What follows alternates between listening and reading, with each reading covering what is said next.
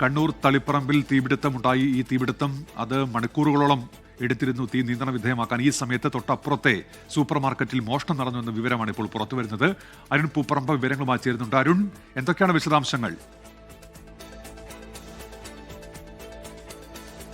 ഉന്മേഷം 9-ാം തീയതി വ്യാഴാഴ്ച വൈകിട്ടാണ് തളിപ്പറമ്പ് ടൗണിലെ ഷോപ്പിംഗ് കോംപ്ലക്സിൽ വൻ തീപിടുത്തമുണ്ടായത്.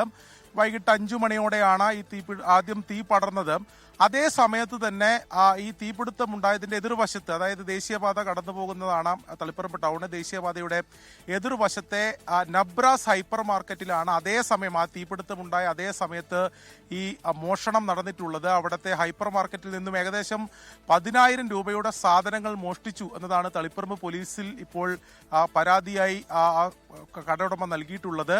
അതിൽ ഒരു പർദ്ദയിട്ട് മുഖം മറച്ചിട്ടുള്ള ഒരു സ്ത്രീ ആ ഹൈപ്പർ മാർക്കറ്റിൽ നിന്നും സാധനങ്ങൾ മോഷ്ടിക്കുന്ന CCTV ദൃശ്യങ്ങൾ പുറത്തു വന്നിട്ടുണ്ട്. ഈ CCTV ദൃശ്യങ്ങൾ അടക്കമാണ് ഇപ്പോൾ തളിപ്പറമ്പ് പോലീസിൽ പരാതി നൽകിയിട്ടുള്ളത്. പോലീസ് എന്തായാലും അന്വേഷണം ആരംഭിച്ചിട്ടുണ്ട്. എന്നാലും ഈ സ്ത്രീയെ നിലവിൽ തിരിച്ചറിഞ്ഞിട്ടില്ല. കൂടുതൽ CCTV കേന്ദ്രീകരിച്ചുകൊണ്ട് അന്വേഷണം നടത്തുകയാണെന്നാണ് പോലീസ് പറയുന്നത്.